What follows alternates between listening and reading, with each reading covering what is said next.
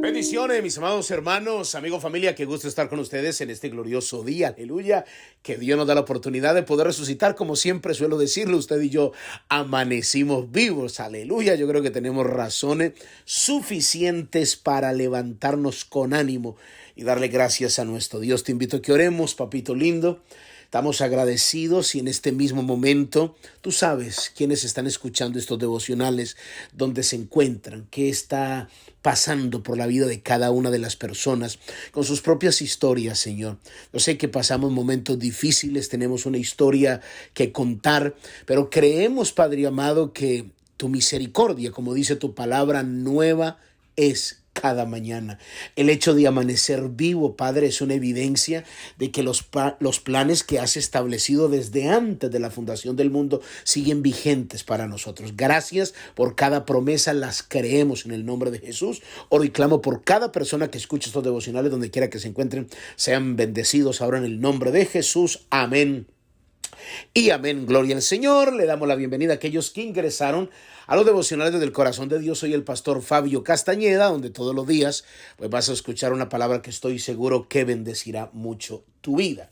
Continuamos, mis amados hermanos. Yo quiero agradecer, aleluya, a todos aquellos que nos escriben, que nos cuentan testimonio de lo que Dios está haciendo a través de esta palabra, y gracias por la atención y la reverencia que debemos de tener al oír la voz de Dios cuando oímos su palabra. Mateo capítulo 26 es el texto base que usamos para desarrollar una enseñanza, una pequeña enseñanza que le titulamos un llamado a la oración. Mateo 26, versículo 36, voy a leer hasta donde nosotros vamos. Dice: entonces llegó Jesús con ellos a un lugar que se llama Getsemaní, y dijo a sus discípulos: sentaos aquí entre tanto que voy allí y oro. Y tomando a Pedro y a los dos hijos de Zebedeo, comenzó a entristecerse y a angustiarse en gran manera. Entonces Jesús le dijo: mi alma está muy triste hasta la muerte, quedaos aquí y velad conmigo. Yendo un poco adelante, se postró sobre su rostro, orando, diciendo: Padre mío, si es posible, pasa de mí esta copa, no sea como yo quiero, sino como tú. Hasta ahí nos quedamos en el día de ayer, y yo me comprometí, mis amados hermanos, a darle algunos textos más de la segunda razón que habíamos estudiado para honrar. Permítame, para honrar a aquellos nuevos que ingresaron. Estamos hablando de que a través de este pasaje Dios nos da algunas razones del por qué debemos orar.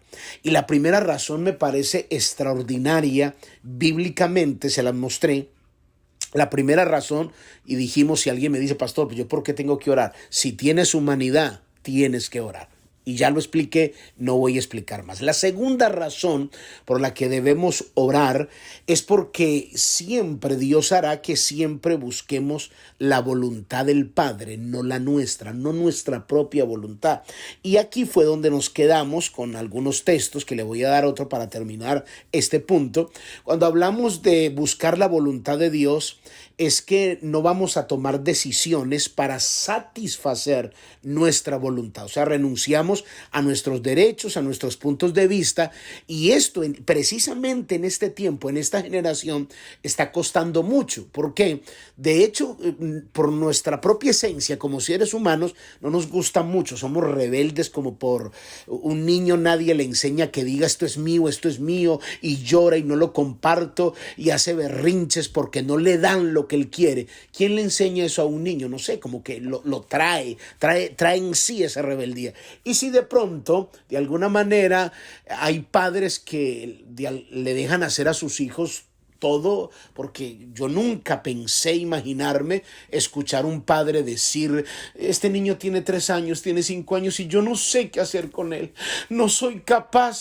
Yo pensé que jamás iba a escuchar eso. Yo digo: pero si eres el adulto, o sea, ¿qué es lo que está pasando? ¿Qué es lo que está?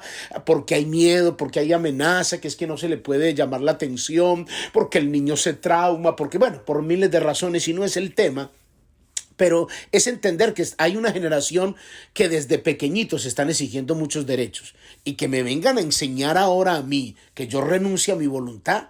Entonces, imagínese, eso va a traer mucha dificultad. Pero cuando yo oro y le digo al Señor: como lo hizo Jesús, que no se haga mi voluntad, sino la tuya, Señor, la voluntad de Dios. Entonces le mostré varios textos, que fue Gálatas, o al menos le mostré el texto de Gálatas 2:20, que el mismo apóstol Pablo lo reconoció. Recuerde que Pablo fue un sicario, perseguía a la iglesia, mataba a cristianos, encarcelaba a cristianos. Cuando Dios lo encontró, él se convirtió al evangelio, él renunció a sus derechos y él mismo dijo: lo que antes era para mi ganancia, lo considero ahora como basura con tal de ganar a Cristo. Luego dijo en Gálatas 2:20, ya no vivo yo, mas Cristo vive en mí. O sea, yo ya no vivo bajo mis deseos, bajo mis impulsos humanos, sino bajo lo que Dios dice. Entonces, renunciar a mi voluntad cuesta, porque hay personas que cuando escuchan un mensaje dicen: ay, a mí no me gustan esos pastores que son como enseñándole a uno como tratar de decir que vivan la vida que ellos están viviendo. Y a veces la gente se confunde. Nosotros simplemente somos carteros, o en lo personal yo me considero un cartero, porque lo que yo le enseño a usted son principios. Yo le estoy leyendo la carta de lo que Dios dice, no de lo que Fabio Castañeda caprichosamente le está diciendo que tiene que hacer. No, lo mismo que yo le enseño a usted, ese mandamiento también es para mí. O sea, si yo le enseño a usted no mienta, yo también tengo que obedecerlo. Si yo le enseño a usted respete, yo también tengo que respetar. Entonces, lo que estamos, pero hay gente que por alguna razón piensa que nosotros queremos que usted viva la vida que nosotros estamos viviendo. De ninguna manera. Simplemente por eso me gusta, en mi forma de ser y como Dios me llamó al ministerio, mostrarles bíblicamente lo que Dios está diciendo. Entonces, Primera de Pedro, mire lo que dice Primera de Pedro en el Primera de Pedro en el capítulo 1. Déjeme mostrarle este pasaje que es extraordinario, mis amados hermanos.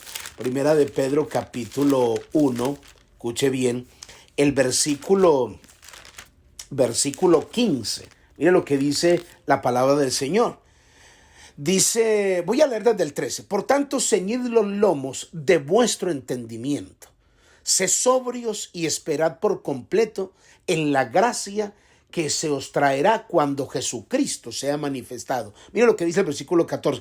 Como hijos obedientes, no os conforméis a los deseos que antes teníais cuando estabas en vuestra ignorancia.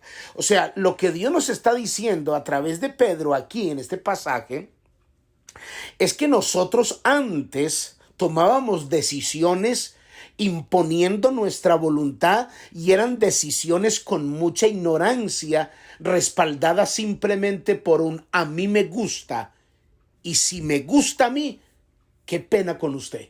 Y lo deseo y lo quiero y lo encierra con un poquito de piedad. Es que a Dios le gusta que yo sea feliz. Y si yo soy feliz, entonces Dios está contento. Entonces hay gente que le llama felicidad, aunque hay gente, no, es que los hombres somos así, yo no puedo ser fiel a una mujer, a mí eso me hace feliz. Entonces ponemos de primero como prioridad tu felicidad o lo que dice la palabra de Dios. ¿Vas a aceptar la voluntad de Dios o vas a colocar tus derechos supuestamente, que consideras que es un derecho? Entonces la Biblia dice, como hijos de Dios, no os conforméis a los deseos que antes tenías. Es que hay personas que dicen, es que así soy yo, así me enseñó mi papá y así me educaron. Qué pena con usted, pero yo no voy a cambiar. En la religión que nací, en esa me voy a morir y yo soy así y no voy a cambiar por nadie. ¿Sabe qué está diciendo ahí? No acepto la voluntad de Dios, píntemela como quiera, dígamelo como quiera, primero soy yo, segundo soy yo, tercero soy yo.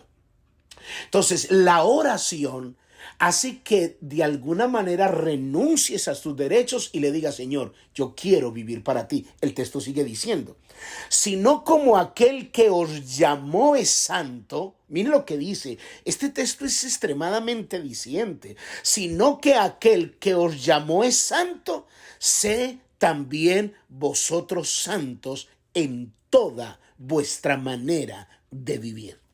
Sed también vosotros santos en toda vuestra manera de vivir. Yo sé que es difícil para algunos entender, porque cuando se menciona la palabra santos, la gente piensa es que es una persona con una aureola, que nunca comete errores, que nunca le da ira, que mejor dicho va al baño y mejor dicho hace esa agua bendita, pura flores. Es una persona, perdónenme los ejemplos tan grotescos, pero de alguna manera quiero hacerle entender que aunque muy santos que seamos, seguimos teniendo humanidad y nos equivocamos y somos imperfectos. La palabra santo significa apartado. Apartado, usted ha sido, cuando Dios lo llamó a usted, usted y yo somos apartados para Dios. Vivimos conforme al código establecido por Dios. Las leyes de Dios, no mis ideas, no mis caprichos. Entonces la palabra es muy específica. Cuando uno le quiere dar paso a ese desorden espiritual que a veces uno como ser humano mantiene, la Biblia no habla de eso. La Biblia habla de que si buscamos la voluntad de Dios y nos sujetamos a la voluntad de Dios, entonces nuestra vida cambia. Por eso es que muchas veces, a veces hay esposas que dicen, pero es que mi esposo tiene 10 años en el evangelio, 20 años en el evangelio y él sigue siendo el mismo. Sigue siendo el mismo grosero, el mismo iracundo o viceversa. Es decir, porque esa persona se ha dedicado simplemente a escuchar la palabra, pero no aplicar la voluntad de Dios en su vida y en su matrimonio. Entonces va a aprenderse toda la terminología eclesiástica y no va a haber cambios. Pero si aprende en oración a buscar la voluntad de Dios, ¿qué voluntad? ¿Qué es lo que tú quieres para tu matrimonio? ¿Qué es lo que tú deseas? La palabra tiene la voluntad de Dios para cómo vivir un matrimonio exitosamente. Entonces tenemos que hacerlo como la misma Biblia lo dice. El Salmo 40, que no sé si lo leí, no recuerdo bien, pero voy a volver a mirarlo. El Salmo 40, versículo 8, el salmista dijo: el hacer tu voluntad, Dios mío, me ha agradado y tu ley está en medio de mi corazón. Yo sí ya me acordé que lo leímos. Entonces cuando uno se conecta en oración, le agrada hacer la voluntad de Dios. Uno no toma la voluntad de Dios como una carga, como quien dice, hay tantos mandamientos, tantas cosas, que aburrición. No, pero eso lo hace la oración. Cuando usted ora, a usted le apasiona aprender cada día un principio escritural. Wow, lo que Dios me habló a través de esta palabra. Voy a hacer todo lo posible por ponerlo en práctica. Tengo que cambiar, tengo que conectarme a la voluntad de Dios. Pero eso lo hace una vida de oración. De lo contrario, jamás podemos hacerlo. Así que yo le invito que medite en esta palabra y mañana continuamos con la tercera razón. Padre, yo te doy muchas gracias por tu inmenso amor, por tu palabra, en el nombre de Cristo Jesús. Amén y amén. Gloria a Dios. Bendiciones, mis amados hermanos. Me deseen mucho. Bye bye.